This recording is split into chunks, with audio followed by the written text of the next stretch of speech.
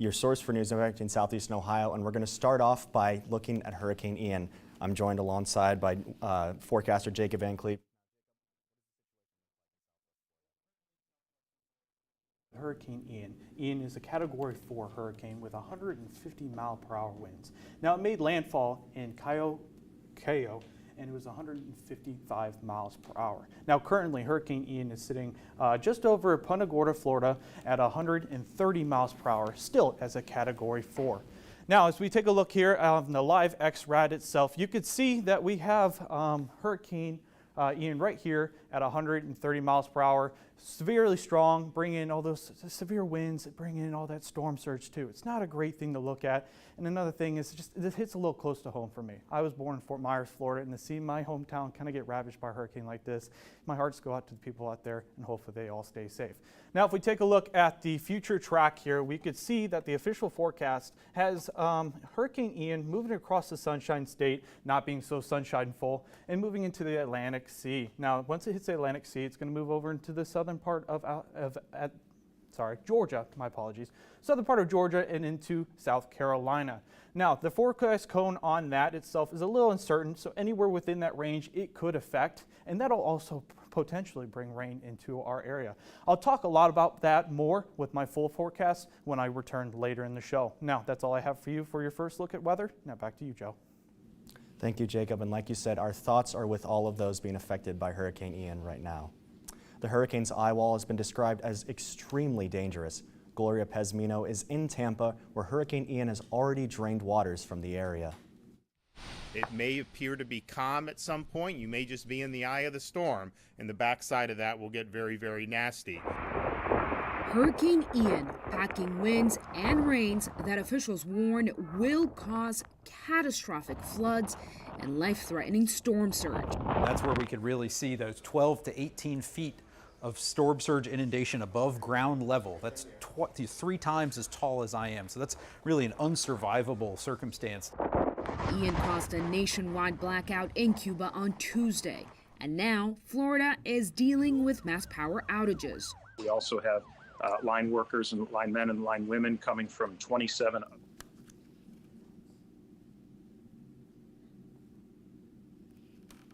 The potentially historic storm is expected to cause catastrophic damage, the impact of which will be felt long after the storm moves on. President Joe Biden says the federal government is, quote, on alert and in action as Hurricane Ian bears down on Florida. Mike Valerio is looking at how the federal government aims to help. As Hurricane Ian slams Florida's west coast, we'll be there at every step of the way. President Joe Biden is promising federal resources to help. FEMA's top priority, search and rescue. These teams will coordinate search and rescue efforts by land, air, and sea. We have 128,000 gallons of fuel remained ready for rapid deployment. FEMA Administrator Deanne Criswell says they have generators ready to restore power to critical infrastructure. They've also gathered 3.7 million meals and 3.5 million liters of water in Alabama. There are multiple volunteer agencies that are staged and prepared to perform feeding operations as soon as it is safe to do so. More than 2,000 flights canceled so far Wednesday, according to FlightAware. If the storm stays on its current track, flooding could cripple the I-4 and I-75 corridors, straining supply chains to and from the state. And while there are concerns damage to Florida's signature crop could cause the cost of oranges to spike, Ian is not expected to pose a major threat to national oil and gas supplies. I want to add one more warning. That's warning to the oil and gas industry executives. Do not, let me repeat, do not use this as an excuse to raise gasoline prices or gouge the American people. I'm Mike Valerio reporting. As I mentioned before, the potentially historic storm is expected to cause catastrophic damage, the impact of which will be felt long after the storm moves on. Day 2 of the Jaquan Hall trial is underway, plus what Jude Little's family is doing to honor him. These stories and more when Newswatch returns. Another week of high school football is in the books, and now we're on to week 7. On Friday, the Unioto Shermans take on the St. Trace Pioneers in what should be the SVC title game. The New Lexington Panthers travel to Morgan in a battle for the NBL Small Division title. The the Eastern Eagles take on Trimble, looking for a win for the first time since the turn of the century. So join us on Friday night at 11:30 p.m. on WOUB. And remember, there's nothing better than Friday nights and Gridiron Glory.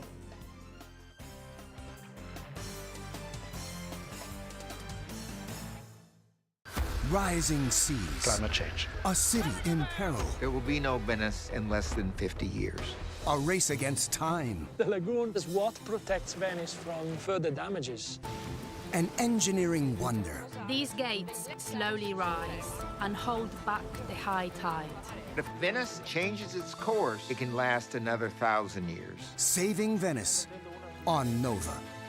Wednesday at 9 on WOUB. Next time from Antiques Roadshow, travel back to Palm Springs, California. It's from Marilyn Monroe, and she wore it in the film Some Like It Hot. This is an iconic dress from an iconic film. Oh, there's no way! I have to say, in all my years on the roadshow, it's probably the most exciting find I've had. Can the values of our Desert Oasis finds stand the test of time? Find out next time on Antiques Roadshow Vintage Palm Springs, Hour 1. Monday at 8 on WOUB. I'm jumping with joy right now. On Finding Your Roots, actors Tony Danza. I do feel solid, like I have a history. And Terry Crews. I'm actually connected to my past. Ancestors who led hard scrabble lives. Well, it wasn't even about livelihood, it was about eating. Struggling toward a better future. Nobody ever talks about this in our school books. Man, this is a movie. This is a movie. Finding Your Roots. Tuesday at 8 on WOUB.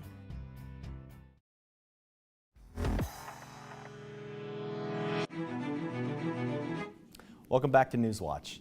It is day 2 of the trial of Jaquan Hall. Hall is accused of murdering former Wahama football standout Kane Roush. After the Meigs County judge denied the defense's claim for a mistrial, defense attorney George Casenza began the day with his opening argument. Kane was of the present mind to engage in a conversation. Who shot you? He could very easily have said, Jaquan Hall. After all, he knew him. He was well acquainted. But instead, he told Mr. Barry, some black dude shot him. Other notes of his opening argument include his attempt to discredit alleged co-conspirator Richard Walker, who agreed to a plea deal to testify on behalf of the prosecution. The trial then continued into witness testimony and cross-examination. Key witnesses still to take the stand include Jaquan Hall himself, Richard Walker, and a DVD interview with an inmate who was held in the same jail as Walker and a third conspirator, Keontae Nelson. The Athens County Sheriff's Office searched an Athens house for drugs, and people issued a warrant for arrest. When they arrived, they found a lot more. The Drug Task Force arrived at Jeffrey Kaiser's home on State Route 550, and Sheriff Rodney Smith reports that they found suspected methamphetamine and psychedelic mushrooms. Authorities also found 4 people living there with prior warrants. Police also found a child in a bed near the narcotics and a severely injured dog who struggled to walk. Athens County Children's Services was called to care for the child. Meanwhile, the Athens Vet Clinic and Athens County Dog Shelter will care for the injured dog. The Southeast Major Crime Task Force says more charges are expected to be filed that are related to this investigation. Life is finally returning to normal for 8 Ohio schools thought to be the targets of an active shooter last Friday. Panic ensued after an internet hoax last Friday. Ohio lawmakers plan to soon take action to prevent further scares. Republican State Senator Andrew Brenner sponsors a bill that intends to increase penalties for what is known as swatting, a process internet scammers use to make prank calls to law enforcement to create panic. With Brenner's bill and an accompanying bill under consideration in the Ohio House, engagement as swatting would become a third-degree felony. If someone were injured or killed, penalties would increase to a first-degree felony. An Ohio woman has been sentenced to 5 months in prison for stealing nearly $50,000. Melissa Sue Hall was the finance director for the Huntington County Tri-State Airport when she admittedly stopped depositing funds taken from vending machines around the facility between May 2020 and January 2021. On Tuesday, Hall pled guilty to theft from programs receiving federal funds and agreed to pay restitution.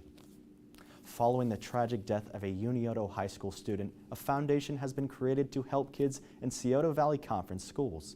Newswatch reporter Zach Mothersbaugh has the story. Their Unioto student Jude Little passed away in January of this year from vascular Ehlers-Danlos.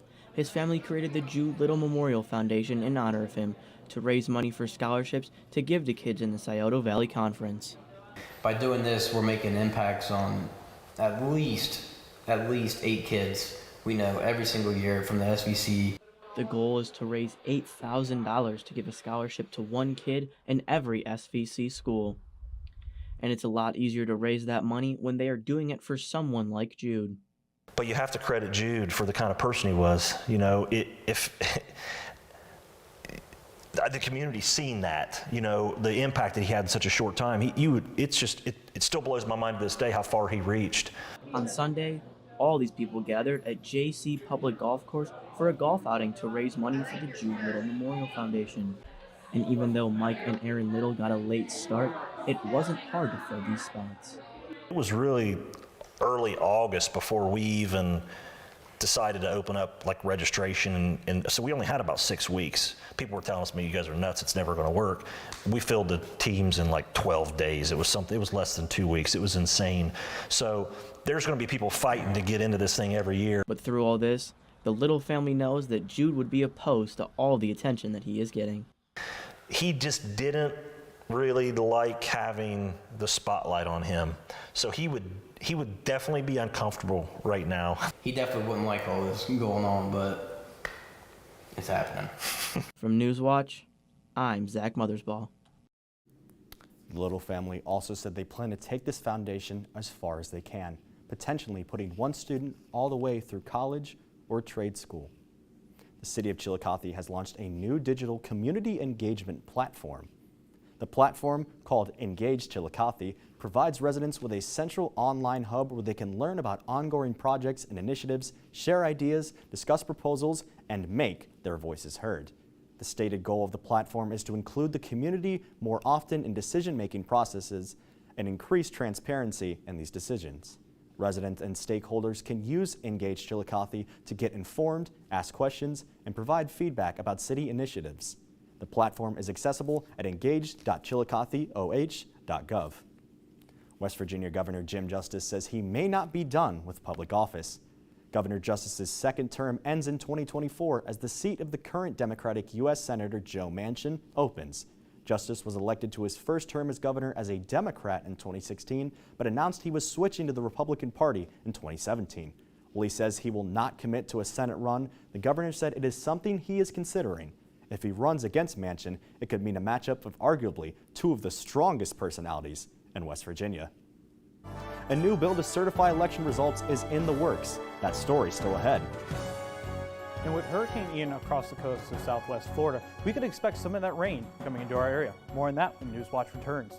In the meantime, check us out on Instagram, Twitter, and YouTube.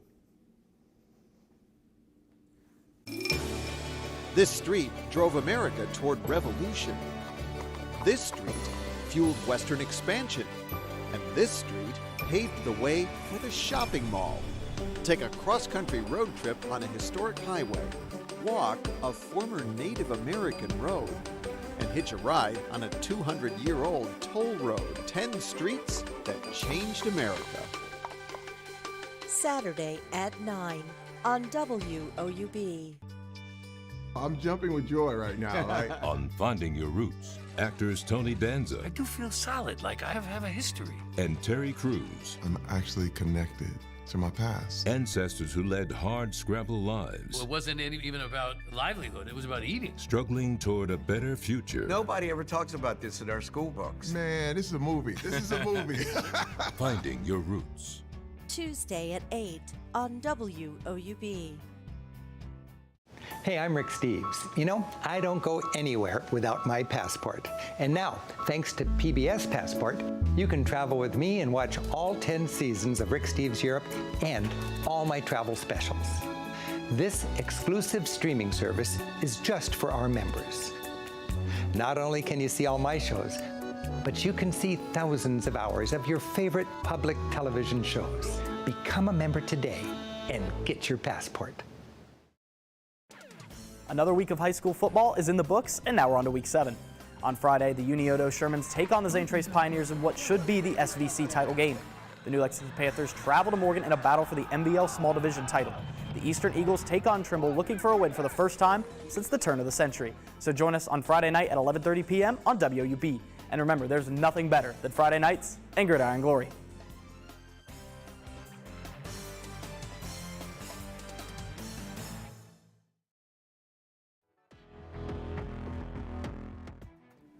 Good afternoon, Southeastern Ohio. I'm Newswatch forecaster Jacob Van Cleve. If you take a look over my shoulder here, you can see that we have a little bit of precipitation over the Pittsburgh region that's associated with a cold front that's bringing a little bit of rain into the region. Now, I do expect that to kind of clear off as we have high pressure building into the west of us near the Great Lakes. Now, if we take a look at Athens today, you had a high of 63 degrees and a low of 44. Partly sunny skies. Now, early this morning was a little bit clear, and I think throughout the day it did get a little bit of cloudy. Again, that's associated with that cold front I mentioned earlier. Now, Athens tonight, you're expected a low of 44 degrees with partly cloudy skies. Expect that sunset at 7:17 p.m. tonight. You probably won't see it with those cloudy skies.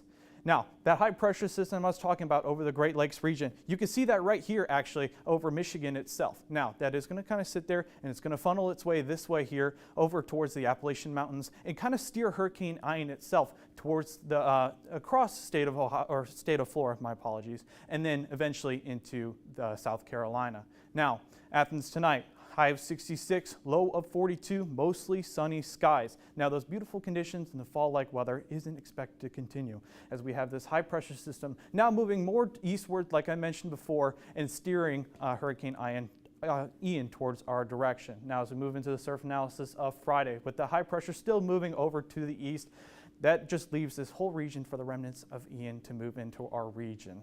Now, if we look at our weekend outlook here with Friday, a high of 70 degrees, low of 49, partly sunny skies. That remnants of Ian is going to make its way into Saturday. That's where we see the 30% chance of rain at a high of 63 degrees and a low of 52. Now, Sunday, that remnants will still linger in our area as that high pressure is still going to sit there and kind of linger there and make us have those wetter and more moist conditions. Now, as we move into Monday, high of 66, low of 49 with that 30% chance of rain. Now, another high pressure system more in the northern part of Canada is going to push its way down and then push the storm system that's going to linger from Ian out of our way. Now, around Tuesday, there's going to be a high of 67 degrees, low of 51 degrees, mostly sunny skies. We're going to look at Wednesday with a high of 71, low of 51 degrees and scattered clouds. Now that's going to be after Hurricane Ian moves out of our region with the remnants from it. And we're going to kind of leave you here with an outlook of what Southern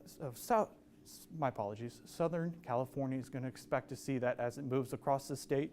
You're going to see that it's going to move across the state, bring that precipitation in, and then it's going to slowly intensify, not much at all, just kind of maintain its strength, and then it's going to be more of like a tropical storm. Now that tropical storm, I'm going to leave you here with the Hurricane Ian itself as it's affecting Florida. Now I mentioned before it's going to hit the Atlantic Sea, it's going to move up into our region. Now once it moves into our region, it's going to be a little bit of a kind of spottiness and it's going to linger into our region. It's going to move on to the east and eventually we'll have those cool and calmer fall-like conditions again here in southeastern Ohio. Now back to you at the desk.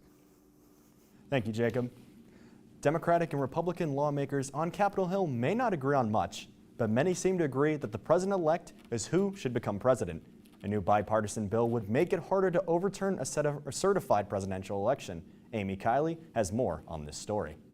I'll proudly support the legislation. With that, a bill making it harder to overturn a certified presidential election is on track to likely become law. The chaos that came to a head on January 6th of last year certainly underscored the need for an update. Here's how the bill would reform the Electoral Count Act of 1887. The votes for President of the United States are as follows. Remember what then Vice President Mike Pence went through to certify those 2020 results?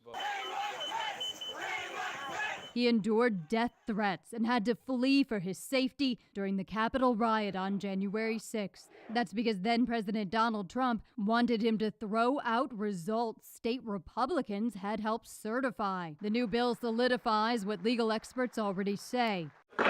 The vice president can't do that. We're doing something concrete to change a law that was long in need of reform. The bill also prevents swapping out electoral college members with people willing to support a candidate who didn't win. That's in response to a 2020 scheme to do just that. Yesterday, a Senate committee passed the elections bill with just one voice of dissent. Senator Cruz. This bill is all about Donald J. Trump. It is intended to decrease the ability of the United States Congress to address the very real problem of voter fraud. I'm Amy Kiley reporting. The House has even passed its own version of the bill. Although only 9 Republicans supported it, that legislation went further than the Senate's version. Senate lawmakers are unlikely to hold their own votes until after the fall elections. The White House hosts its first conference on hunger, nutrition, and health since 1969. The conference seeks to promote healthy eating, good nutrition, and physical activity. The Biden administration is focused on fighting diet-related diseases and the hunger crisis nationwide. Officials say the federal government has a roadmap with proposals that will address these issues. The plan involves asking Congress to increase access to healthy, free lunches for 9 million more school children by 2032. They're also counting on a variety of private sector partnerships to help fund and implement its goal of ending hunger in America by 2030. Some of these corporations, including Tyson, Instacart, and the National Restaurant Association. The White House says it knows this strategy will take time to be put into motion, but one official says they are ready to take, quote, bold action. Coming up in sports, a look into what has inspired one Ohio women's soccer player and her journey through the MAC. That story when Newswatch returns. As long as you were with other GIs, you figured, well, they can handle it, I can handle it. You just keep moving ahead. Well, sweets, your daughter is okay. I still kiss her every night for her daddy. I pray you'll be safe and home soon. The War. Thursday at 9 on WOUB. PBS is proud to present the 35th Hispanic Heritage Awards. Join us as we celebrate Victoria Alonso, Los Lobos, Lieutenant Colonel Olga y Custodio, Ariana DeBose, Niquel Aurora, and Alejandro Velez, and Danny Yankee, with performances by Carlos Vives, Julieta Venegas, Bosa, Aime Nubiola, Hector Tellez Jr., and Peter Buck, and more. Hosted by Stephanie Beatriz. 35th Hispanic Heritage Awards premieres Friday, September 30th at 9/8 Central on PBS and the PBS app. I'm jumping with joy right now. On Finding Your Roots, actors Tony Danza I do feel solid, like I have a history. and Terry Crews, I'm actually connected to my past. ancestors who led hard scrabble lives, Well, it wasn't even about livelihood, it was about eating. struggling toward a better future. Nobody ever talks about this in our school books. Man, this is a movie. This is a movie. Finding Your Roots. Tuesday at 8 on WOUB. Next time from Antiques Roadshow, travel back to Palm Springs, California. It's from Marilyn Monroe, and she wore it in the film Some Like It Hot. This is an iconic dress from an iconic film. Oh, there's no way. I have to say, in all my years on the road show, it's probably the most exciting find I've had. Can the values of our Desert Oasis finds stand the test of time? Find out next time on Antiques Roadshow Vintage Palm Springs, Hour 1. Monday at 8 on WOUB. For some, soccer is a first love, but for others, it's in their blood. Newswatch reporter Dariah Sethna finds how soccer runs in the family for one Bobcat. The Ohio Bobcats soccer team welcomed 7 new freshmen to the squad to start the 2022 campaign. Midfielder Eve Barish is one of them. Barish was a standout for the Hudson High Lady Explorers varsity team for 3 seasons. She was captain her senior year, where she notched 11 goals. Barish's outstanding senior season earned her a spot on the Division I All-Star team in the greater Akron area. Barish says all of her experience led her to where she is now. The senior year was definitely probably my most fun year. I played freshman year. I didn't play sophomore year because I did development academy. I think we played really hard. We didn't get to where we wanted to go in the season, but I think it was still a good experience. I made a lot of friends. Soccer has a strong lineage in the Barish household. Barish's father, Michael, played midfielder at the University of Akron in the 80s, and he was part of the 1986 Zip squad that made it to the school's first ever NCAA national championship game. Eve says her father's accomplishments inspire her to give it her all every time she steps out on the field. He's always been like the best coach I've had all throughout my life. So for him to watch me when I'm in the MAC too, it's like I'm trying to live up to his name and do the best that I can. Ohio head coach Rodgers is very happy to have Eve on the team. He says her skills and personality have helped make the team better. You know, I think for us, when we recruit people before we recruit players. And it's vital for us to find the right combination of character, integrity, and soccer ability. And obviously, I think Eve, as well as all of our incoming players or the new players, they possess those qualities. And so it's wonderful to have somebody with Eve's quality as a person, but also as a very talented player. Rodgers looks to Barish as someone he can rely on to help the team on and off the field this season. Reporting for WOUB and Newswatch, I am Darius Sethna. Barish and the Bobcats will look to find success throughout the rest of the season. Ohio looks to get its first win in the Mid-American Conference as it hosts the Battle of the Bricks tomorrow afternoon. The Bobcats are 4-4-1 on the season so far, but 0-2 in the MAC. The Bobcats have had some challenges thus far against Kent State and most recently Buffalo, where the Bobcats lost 3-0. Ohio beat Miami 1-0 last year and looks to find similar success against a Red Hawk team that is 1-0-1 in the MAC. Now, Joe, we're going to see the Ohio Bobcats take on the Red Hawks at home. It should be a good game. Yeah, and Ohio's coming off of 2 tough losses, but what better way to bounce back than a huge win over your biggest rival? Absolutely. And now we're going to throw it over to Jacob for a look at final weather. Thanks again, Joe. Now we leave for you tonight with Athens at 44 degrees as your tonight low with partly cloudy skies. Not great for stargazing, but as we move into tomorrow, we'll have a high of about 50 to 60 degrees.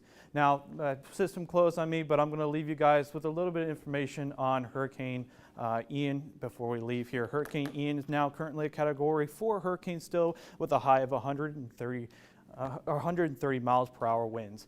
Now 130 mile per hour winds are expected to decay a little bit as the storm moves across the state and leaves Sunshine State a little bit less sunny. Now, as Hurricane Ian moves across the state, we'll expect those conditions to move again into our region, bring a little bit of rain, and it's going to linger until that high pressure kicks it off and brings us those fall-like conditions again. Now, that 7-day outlook, as I got this again, your highs are about in the 60 range, up to 70 with lows in the 50 degrees. That's all I have for you, weather, and back to you, Joe. Thanks, Jacob. And our final story for this evening, Lizzo just made history with an unlikely creative collaborator, the U.S. Library of Congress. The National Archival Institution lent the singer a crystal flute first owned by President James Madison in the early 1800s.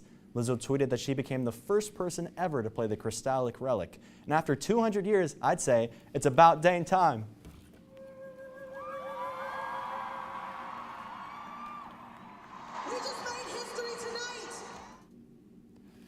Library of Congress later tweeted confirming the flute was legit and made it back unharmed after stealing the show from Lizzo and from a highfalutin flutin'.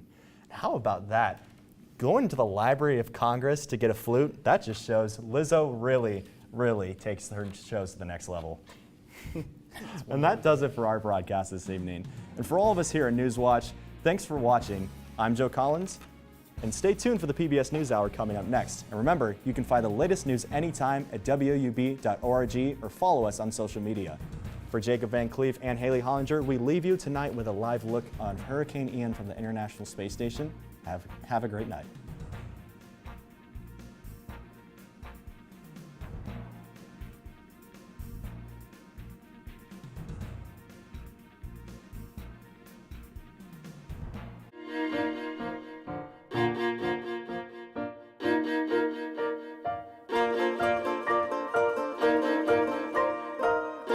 Support comes from Dean Heating and Cooling. Stay warm this winter with energy-efficient Tempstar heating. Dean Heating and Cooling provides HVAC services and installation in the Athens area, featuring Tempstar quality you can feel.